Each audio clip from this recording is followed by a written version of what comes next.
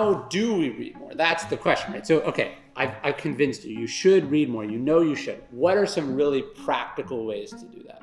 Well, I have a couple tips. One, find the time that works for you. So read in the morning. Hugh Jackman has talked about this recently, that he and his wife read aloud to each other in the morning, before the craziness of the day, before they go running around to meetings or lunches or the work that they have to do. He says read in the morning, and I like that idea.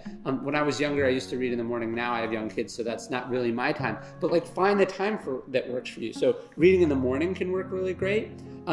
The William Osler, who's the founder of Johns Hopkins Medical School, is a big fan of the Stoics. He recommended that his students read the Stoics or Montaigne or Shakespeare. He says read before bed, right? He says slow the day down. He's talking about the relaxing power of reading. That's another great thing. I read before bed every night. I try to carve a little time. The other thing I do, I try to read while I do other stuff. So I've talked about this before. When I eat, I go to my office, and then I read while I eat lunch every day. And that's sort of a quiet time where I read. Yes, the problem is, like, this is a book.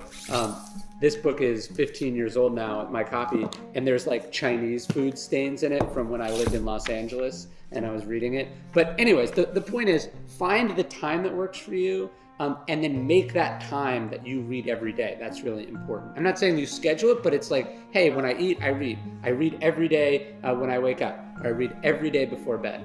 I'm also a big binge reader, so like I'll go on sort of spurts. So there might be a week where I read several books, and then there might be a couple weeks where I'm not reading, or I'm just really struggling with one book. Like a book like The Power Broker might take me a couple weeks, but I'm always reading, and I'm reading short books and long books, but I binge. I get obsessed. I get sucked into subjects, and I just go down that rabbit hole. So don't think that it has to just be this ritualized, like, these are the times I read.